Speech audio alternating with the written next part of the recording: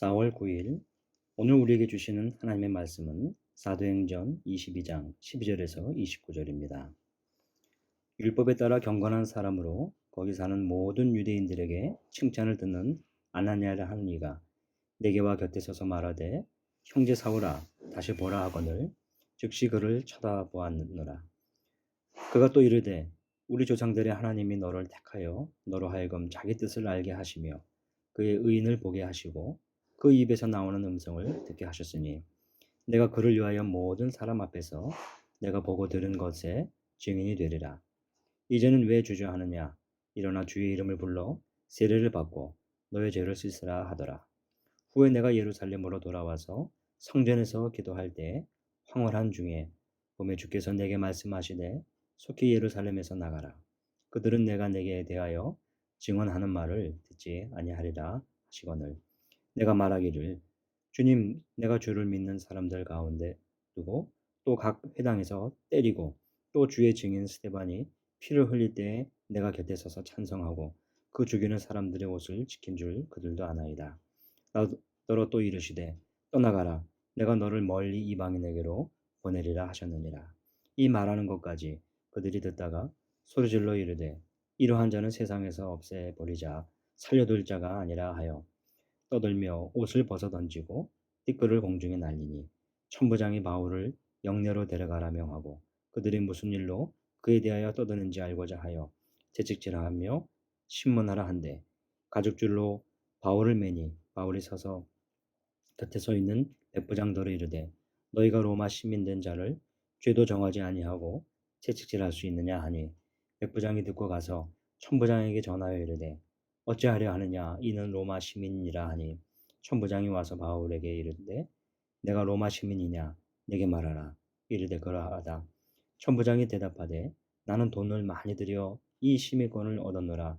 바울이 이르되 나는 나면서부터라 하니 신문하려던 사람들이 곧 그에게서 물러가고 천부장도 그가 로마 시민인 줄 알고 또 그 결박한 것 때문에 두려워하니라. 오늘 본문을 통해 복음 전파를 위해 사용된 로마 시민권이라는 제목으로 은혜를 나누고자 합니다. 앞절에서 바울은 변명이라 했으나 간증이라 하는 것이 더 적합할 것 같습니다. 바울은 예루살렘에서 유대인들에 의해 붙잡힌 후 최대 위기에 빠집니다.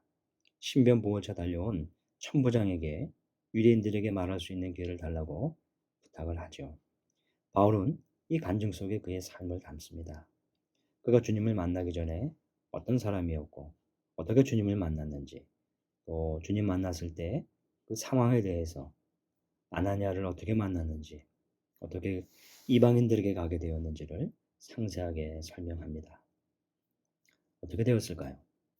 역시 유대인들은 듣지 않았습니다. 그들은 바울의 말소리는 들렸지만 그 내용은 듣지 않았습니다. 그들은 바울이 하나님께서 자신을 이방인에게 보내셨다는 말에 멈췄습니다. 그 말에 그들은 흥분하게 되었고 바울이 이들의 손에 죽게 되기 직전까지 가게 됩니다.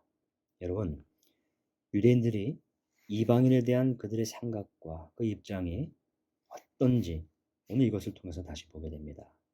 유대인들은 할례받지 못한 이방인들이 복음을 받는다는 것을 수용하지 못합니다.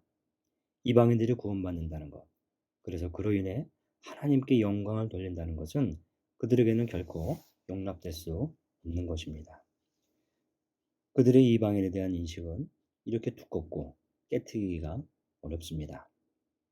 바울이 이방인에게 전도하는 데에도 넘어야 할 것이 많습니다. 이방 문화가 있고 그들의 가치 체계를 흔들어야 하는 장애물들이 많습니다. 그들이 있는 곳에 가기 위해 그는 수많은 길을 가야 했습니다.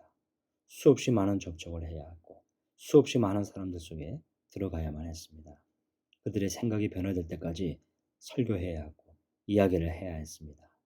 그들의 수많은 질문을 들어야 했고 그 질문을 피하지 않고 대응해야 했습니다. 끝없이 인내해야 했습니다. 기다려줘야 했었고요. 그들을 위해 돌봐야 할 것들이 한두 가지가 아니었습니다. 저 역시 선교 현장에서 그 과정이 얼마나 어렵고 힘든 일임을 지난 숱한 세월 속에 절감해 왔습니다. 답답함이 있고 아픔이 있고 실망과 절망감이 얼마나 많은 시간들 속에 있었는지 조금은 압니다. 바울은 이 과정을 끝없이 지나왔습니다. 그리고 오늘 이 예루살렘까지 왔죠. 그리고 그런 현실이 바울에게 계속되고 있었던 겁니다. 근데 여러분, 바울의 이 간정을 들은 유대인들이 어땠습니까?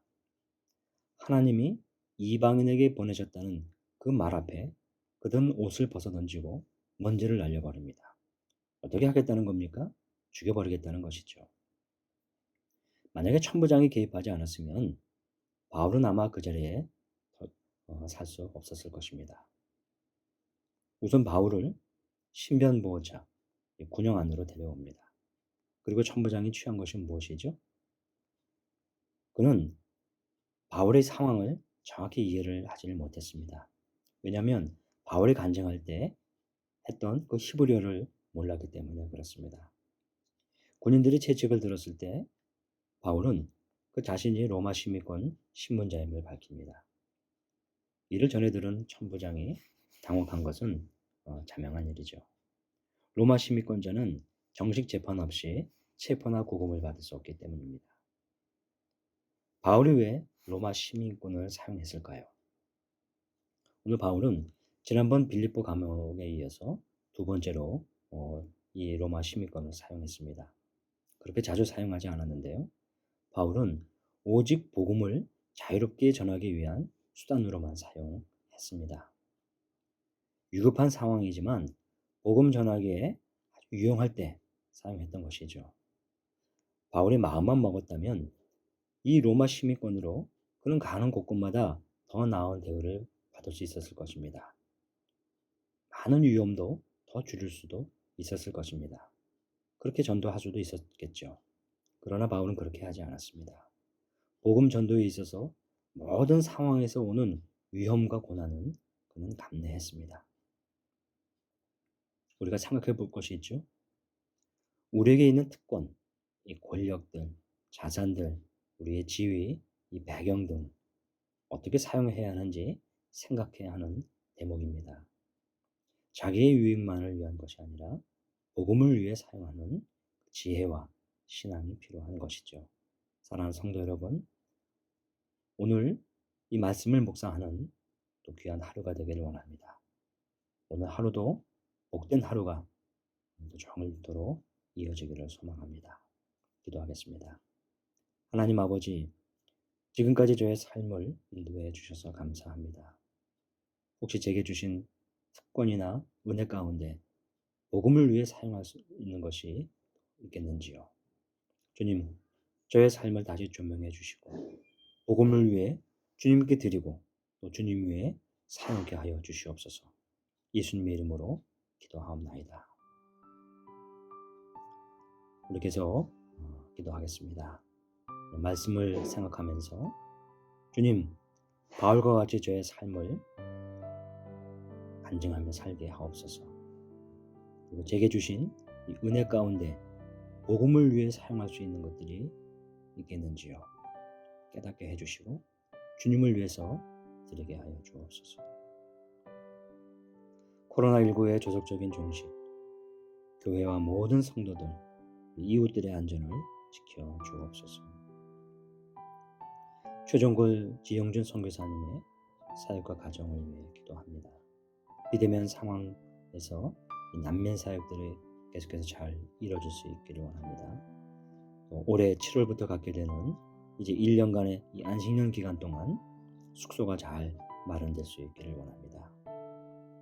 조성순 집사님의 이 난소암 치료가 잘 이루어져서 속히 회복될 수 있도록 주님 역사하여 주옵소서.